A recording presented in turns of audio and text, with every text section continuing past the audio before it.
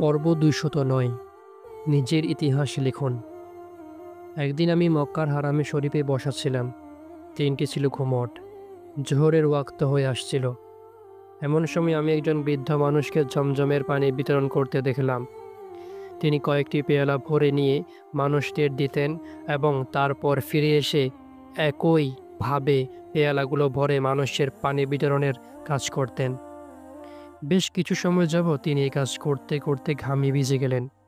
এই বৃদ্ধ লোকটির বীরত্ব ব্যঞ্জক ধৈর্য দেখে, তার সদয় কাজের প্রতি ভালোবাসা দেখে আমি বিস্মিত হয়ে গেলাম। যত লোককে তার সাধ্যে কুলিয়েছিল তিনি তত লোককে একটি মিষ্টি হাসি ও এক পেয়ালা পানি দিয়েছিল। হুম এতে আমি বুঝতে পেরেছিলাম যে যদি আল্লাহ কাউকে আমলে সহলে করার তৌফিক দেন, তবে সে তা হাসি মুখেই করে, যদিও তা কষ্টকর কাজ হয়। আল্লাহ রাসূল সাল্লাল্লাহু আলাইহি ওয়াসাল্লামকে রক্ষা করার জন্য আবু বকর রাদিয়াল্লাহু আনহু মদিনার রাস্তায় নিজের জীবনকে ঝুঁকির মধ্যে ফেলে দিয়েছিলেন। মেহমানকে খাওয়ানোর জন্য হাতেম তাই ক্ষুধা পেটে ঘুমাতেন।